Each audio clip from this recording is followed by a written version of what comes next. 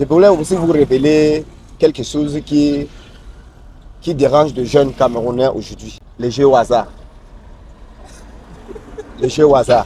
Les paris foot, le loto rapide, les aviators et tout. Tous ces trucs-là. J'ai fait le taxi, je vous disais tantôt que j'ai fait le taxi pendant 13 ans. Dans les 13 années-là, quand je n'avais pas encore connu l'histoire des jeux au hasard, c'était bien. J'ai eu acheté même la voiture 2 fois. Mais dans les 2 voitures-là que j'ai achetées, quand j'ai connu le jeu au hasard, j'ai travaillé maintenant de l'argent là, c'était on me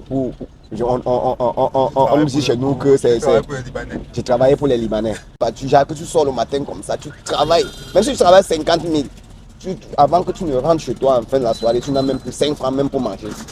5 francs, parce que tu as pas, du coup tu as parié ça à tort, à travers, tu te dis que tu vas gagner des millions et tout. Tu te retrouves, tu n'as rien. Ma conscience venait de me revenir que mais qu'est-ce que je suis en train de faire? Mais ça fait aujourd'hui peut-être 1 an que j'ai laissé cette histoire-là. Le 1 an là que j'ai laissé cette histoire-là, j'ai déjà eu à acheter une voiture. Encore. Ouais. En fait, j'ai aménagé une maison, j'ai loué une maison aménagée normalement comme un jeune doit être. Je suis en train dans un tontine que je fais 30 000 francs en semaine. Je tontine donc 30 000 francs en semaine. Il y a aussi la tontine de la station, comme nous on cotise 3 000 francs un jour. On se retrouve avec 90 000 francs le mois. Hors de ma réunion que je fais en semaine. La première chose que je comprends, c'est qu'est-ce qui a été l'élément déclencheur pour te donner la force de lâcher? Parce que les addictions, ça c'est quelque chose qu'on simplifiait. On s'est dit que les gens jouent parce qu'ils aiment. C'est que ce sont les addictions. Ce qui me fait lâcher ça complètement, c'est que moi, aujourd'hui, j'ai une copine. Okay. J'ai une copine avec qui j'ai fait des enfants, en fait des jumelles. Oui. J'ai décidé de vivre avec cette fille. Un jour, je sors travailler, comme je sors travailler comme au quotidien, comme les hommes sortent au matin là. Et travaille le jour là, je travaillais de 6h, je pense bien, de 6h à 17h. Le jour là, j'ai travaillé dans le 40, poussière de 40, 41, 42 000 francs comme ça.